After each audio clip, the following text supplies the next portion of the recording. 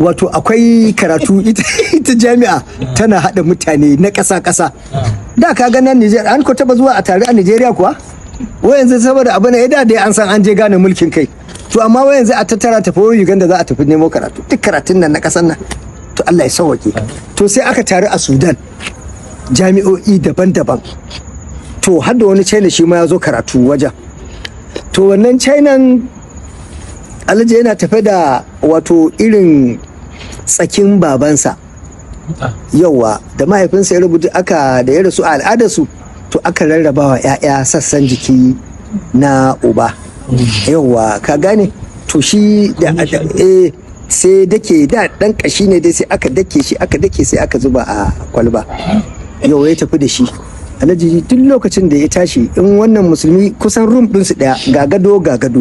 shi wannan musulmi ya tashi alwalarsa ya raka'o'insa da sauransu shi kuma cani ya tashi ya je hargitsansa da zai yi fufuna kushina hucici wacce ka na wacce ka fufufu anye wacce ka funyi nya to ba san dai abin da yake faɗa ba sai shi shanancin ka gane ko to kuma sai ya zo sai ya samu wannan kashin baban nasa an dake shi an mai da shi kamar naskofi yana rufe shi ba shi aiki ba in ya zo kawai haka yake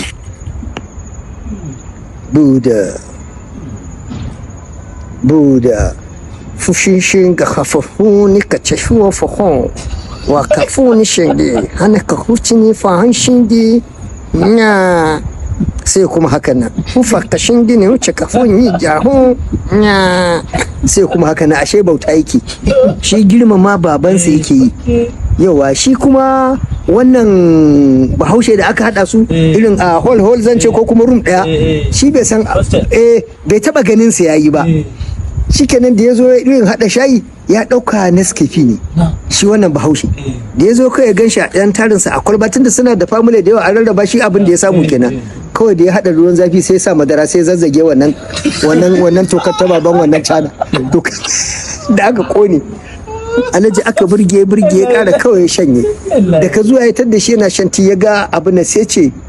tambaye da turanci ya ce ina wannan abin da kwalba ya aka yi zube ina sai ce it's coffee ya ce no it's not enough coffee it's my body fibers and the fibers inside the bottle na yake gagga masa jikin babana ne fa abu ya ce aka da Allah ya ce na kofi ya ce now